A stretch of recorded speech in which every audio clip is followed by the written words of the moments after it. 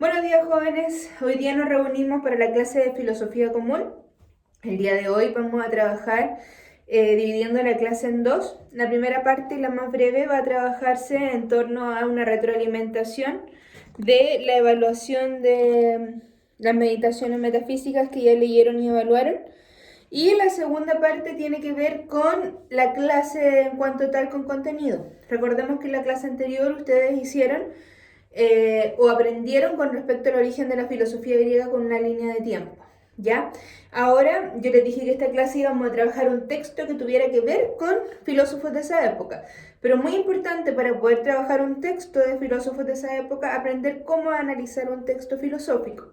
Si bien los que están en el electivo de filosofía están en la misma línea, con análisis un poco más profundo, lo que nosotros vamos a ver el día de hoy es un análisis básico de texto filosófico, ¿ya? Para unirlo a las herramientas que ya tenemos, como es el crear reflexiones filosóficas y después poder seguir avanzando en contenidos, ¿ya? Entonces, como les digo, en una primera instancia nosotros vamos a trabajar la retroalimentación del control de lectura de las meditaciones metafísicas.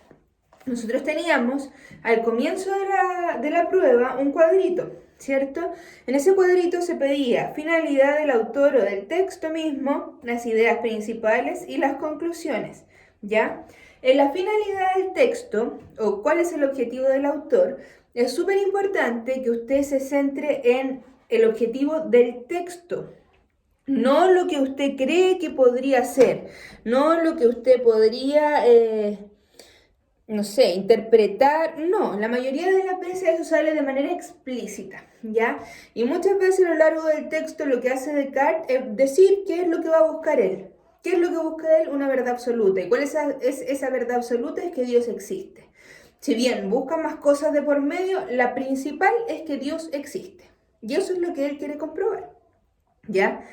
Después tenemos dentro de ese cuadrito las ideas principales. ¿Qué fue lo que más se equivocaron en las ideas principales? Primero que ponían, no sé, muerte, dualidad, vida, alma.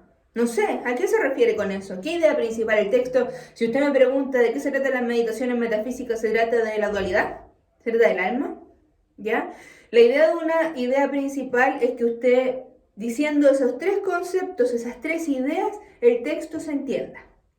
Cuando a usted le preguntan de qué se tratan las meditaciones metafísicas, en esas tres ideas debiera quedar claro, ¿ya? Entonces no puede poner solo una palabra, porque si lo lee otra persona, ¿de qué está hablando? ¿Ya? Otra cosa importante que lo tengo anotado acá, ojo con el tema de las matemáticas. Muchos pusieron como idea principal el tema de las matemáticas, incluso lo pusieron de manera errónea. Yo creo, porque el texto no hace tanto énfasis en las matemáticas, sino más bien da solamente un ejemplo de las matemáticas, que tienen que haber leído algún resumen que le da mucha importancia a las matemáticas, porque hubo 10 pruebas que hablaban toda la prueba de las matemáticas. Y asumo yo que leyeron ese resumen y no leyeron nada más. Porque idea principal, las matemáticas. Conclusión, las matemáticas. Finalidad del texto, las matemáticas.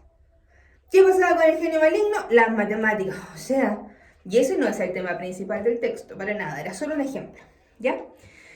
Por último, en el cuadrito están las conclusiones, donde yo pedía dos conclusiones del texto. Es súper importante y decía dos conclusiones del texto. No, ¿qué conclusiones saca usted? ¿Qué entendió usted? No. ¿Cuáles son las conclusiones del texto? ¿Qué es lo que Descartes dice como conclusión? ¿A qué llega él como verdad? ¿Ya? Después, en las preguntas, tenemos la pregunta número 1, que es la del genio maligno, que dice, ¿quién es el genio maligno? La diferencia con Dios, y tenía que argumentar usted el tema del genio maligno. Lo más importante del genio maligno es que él nos engañaba por medio de los sentidos, ¿ya? Si usted quiere hacer una interpretación de que el genio maligno es Descartes, que a lo mejor, no sé, eso lo podría poner en su opinión, ¿ya? Pero es súper importante que responda la pregunta antes de opinar. ¿Y cuál era la diferencia con Dios? Explícito. No diga el genio maligno era malo y Dios es bueno. Es una prueba. Chicos, es una prueba con material. O sea, yo esperaba puros 7. Tenían el libro, tenían resúmenes, tenían internet. Podían buscar todo.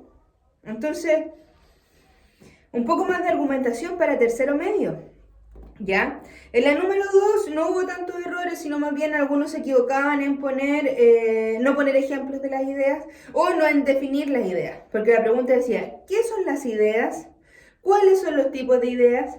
Y un ejemplo de cada tipo de idea, ¿ya? En la número 3 preguntaba por las dos verdades de Descartes. Las dos verdades son a las que él llega que Dios existe y había que explicarlas y que pienso y luego existo, ¿ya? Algunos solamente las nombraron, otros dieron como verdad las matemáticas. Insisto, hay gente que habló toda la prueba de las matemáticas, tienen un trauma feroz.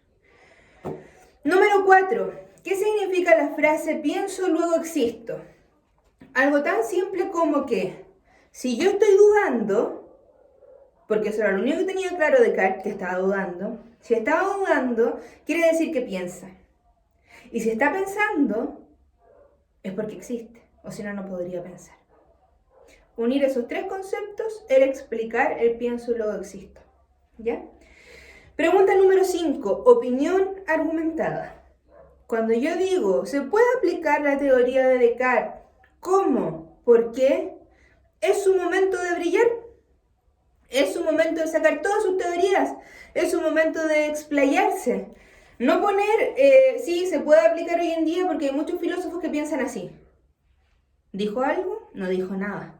Esa es la pregunta de opinión, que tiene bastante puntaje para que usted se pueda lucir al respecto, ¿ya? Y obviamente no esté perdiendo puntaje por una parte que usted pueda opinar al respecto, ¿ya? Después tenemos análisis y comentario de ideas principales. Análisis y comentario quiere decir que yo debo analizar y comentar las ideas principales, no repetir lo que dije arriba y lo que dice el autor, ¿ya? Esta es su cosecha. Vuelvo a insistir, es su momento de brillar. Por eso tenía el mayor puntaje, que eran 9 puntos. Usted puede decir a lo mejor que la dualidad era una idea principal. Y este era el momento de explicar. ¿Cuál es la dualidad? ¿Qué dice de la dualidad? ¿Qué piensa usted de la dualidad? Análisis y comentario, ¿ya? O análisis o comentario. Pero expláyese, explique, ¿ya? Lea bien las preguntas, no es repetir la parte de arriba. Algunos incluso pusieron las 3 ideas principales arriba súper bien. Y abajo cuando decía análisis y comentario de las ideas principales pusieron 2 líneas y explicaron la mitad de una idea principal. Ya. Otras cosas importantes, tengo anotado aquí, ojo con el tema de las matemáticas, si usted va a leer un resumen, trate de buscar buenos resúmenes y complementarlo con el texto. Yo les dije que no era un texto fácil, ¿ya?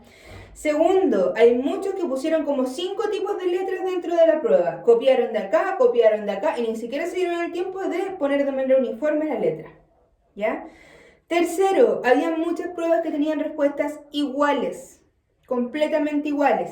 No bajé puntaje ni puse un 1.5 por copia porque asumo que pueden haber sacado de internet, ¿ya? Y ese es el cuarto punto. Si usted va a sacar de internet, si usted va a sacar del libro, cite, ¿ya? Nadie le dijo que no podía citar, pero no haga algo que es de otro suyo, porque eso es plagio, ¿ya? No puede responder algo así como que lo pensó usted y que muchas veces ni siquiera entendió lo que respondió. Había muchas respuestas que al leerle y estoy segura que no la entendieron porque ni siquiera yo lo entendía. Estaba como citado y ni siquiera respondía lo que estaba preguntando. Entonces es súper importante que si usted va a poner una cita, hay muchos que lo hicieron, que diga, como decía Descartes, abro comillas, chun, cita, un fragmento del texto y se explica lo que yo estoy preguntando. Súper bien. Pero no saque de algunas partes porque, insisto, eso es plagio si usted no dice que lo sacó de tal o tal parte, ¿ya? Eso con respecto a la prueba. Espero haya quedado claro. De todas formas, yo mandé la corrección prueba por prueba, todos los comentarios estaban en rojo. Traté de ser lo más clara escribiendo el error de cada uno, por eso me demoré, ¿ya? Porque la idea es que usted entienda también cuáles eran las correcciones que tenía. Pasamos ahora, recordemos que en la clase anterior nosotros estábamos trabajando en torno al origen de la filosofía griega. Y yo les mencioné que esta clase íbamos a hacer un análisis de texto de algún filósofo de los que vimos en la clase anterior para familiarizarnos un poco más con la manera en que ellos escribían. Pero para eso es súper importante que nosotros sepamos cómo analizar un texto filosófico de manera básica, que esto les puede servir en la PSU si aparece un texto X que usted no entienda de manera literaria, porque sirve para analizar todo tipo de texto, sea filosófico o no. La mayoría de las veces se utiliza en los textos filosóficos, ¿ya? Entonces el objetivo de hoy es análisis de textos filosóficos. Nosotros vamos a ver que para analizar textos filosóficos necesitamos 4 pasos, así como cuando hacíamos reflexiones filosóficas, y también necesitamos 4 pasos. Para analizar un texto filosófico también vamos a necesitar 4 pasos, ¿ya? Claro que estos pasos son, a mi juicio, mucho más fáciles, ¿ya? ¿Por qué? El primer paso nosotros lo vamos a definir como ¿qué dice el texto?